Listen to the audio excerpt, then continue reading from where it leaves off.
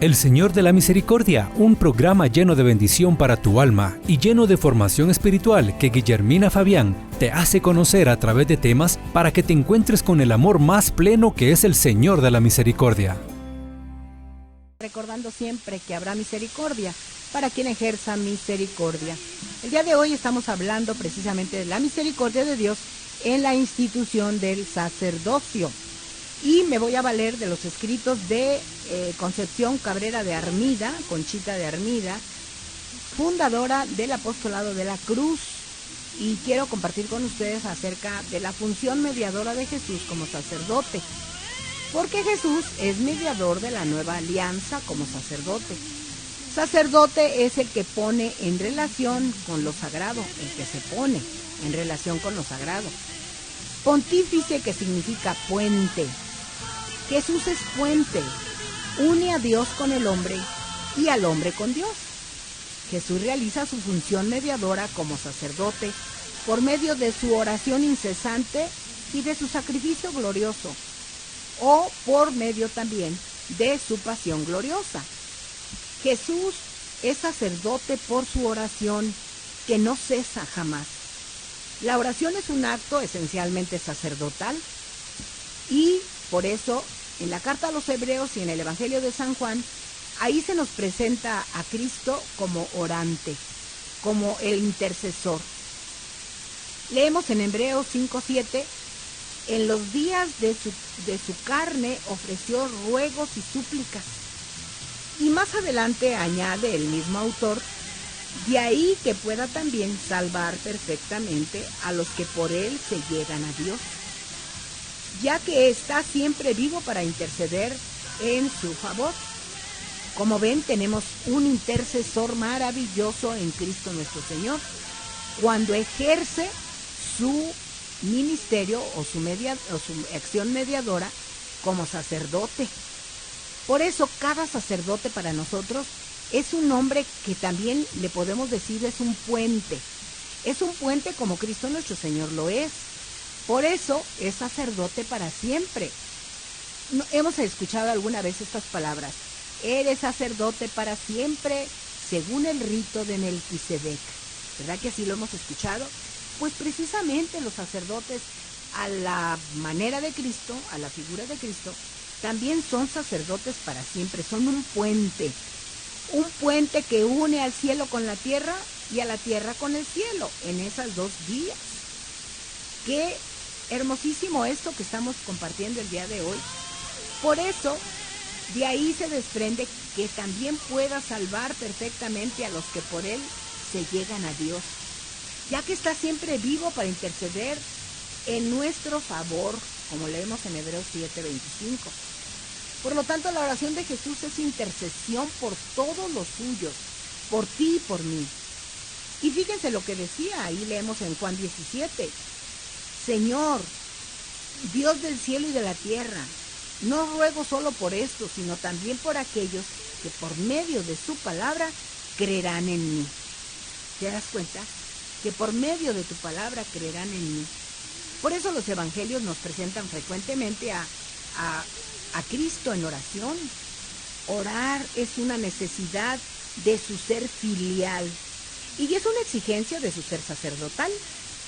Cristo, por la oración, vive unido a su Padre. Cristo, en su oración, llega al pueblo sacerdotal para, por así decir, introducirlo ante Dios.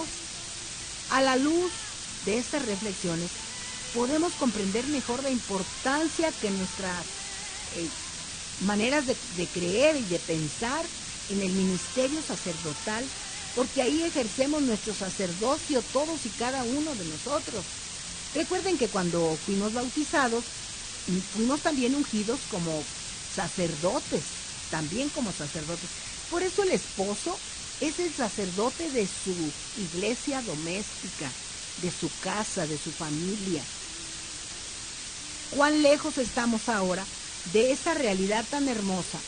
Ya que pues los papás muchas veces, los esposos, no se dan cuenta de esta gran responsabilidad que tienen delante del Señor, porque por medio de la oración nuestro primer ministro sacerdotal, también nosotros ejercemos ese sacerdocio en la iglesia en la medida que vivimos en oración.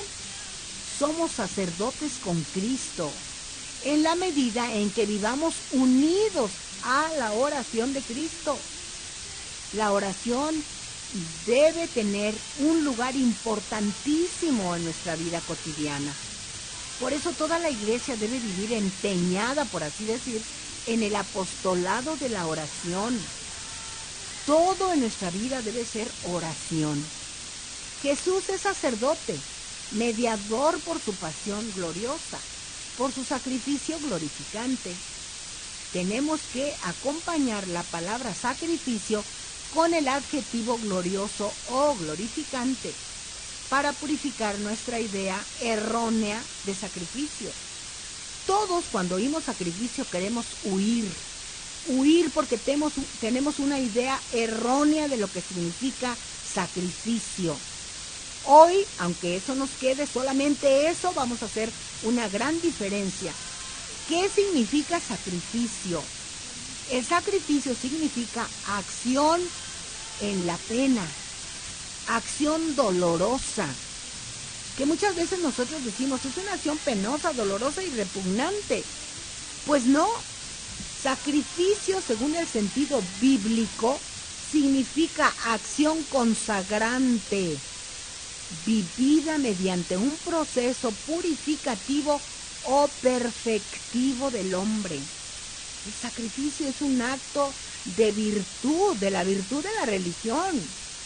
Dicen los teólogos, la virtud de la religión consiste en relacionar a la criatura con su creador.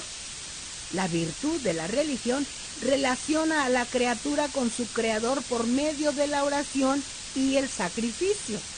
Luego, si no oramos, si no nos sacrificamos, no podemos vivir unidos a Cristo sacerdote eterno.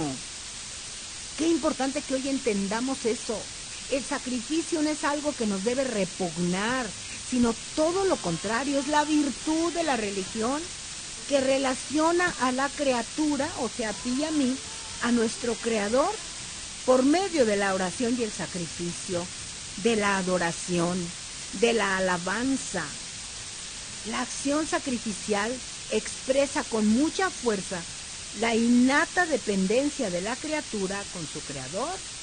El sacrificio de holocausto es la acción ritual más significativa para que podamos expresar lo que implica el sacrificio.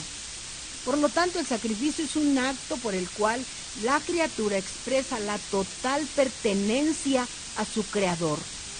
¿Sabes sacrificarte? Pues tienes que sentir que estás unida a tu Creador, de tal manera que al entregarse a Él, quisiera como desaparecer en Él la criatura. Así como en la acción ritual de holocausto, desaparece la víctima y de ella no queda nada sino cenizas, así la acción sacrificial expresa la plena donación de la criatura a su Creador.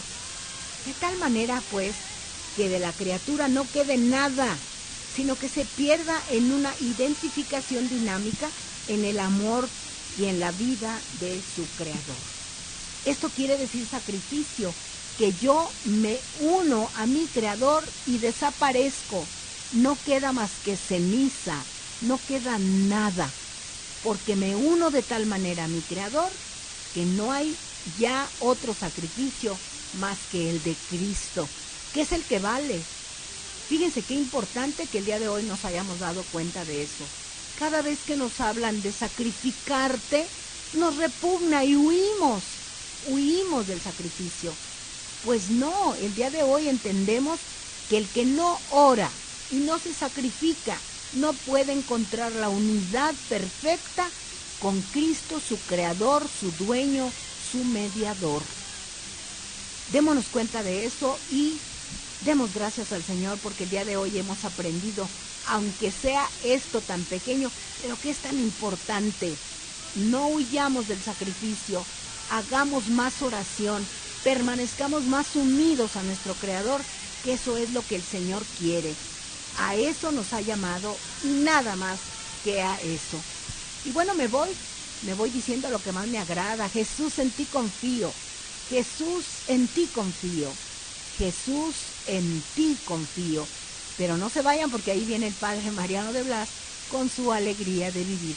Y yo, si Dios lo permite, nos encontramos el día de mañana en este programa El Señor de la Misericordia.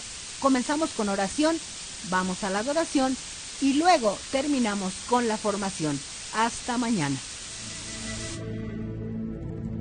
Sigue llenando tu vida de riqueza espiritual a través del programa El Señor de la Misericordia. Siempre lo tendrás en la palma de tu mano. Solo tienes que descargar la aplicación de Guadalupe Radio y registrar tus datos.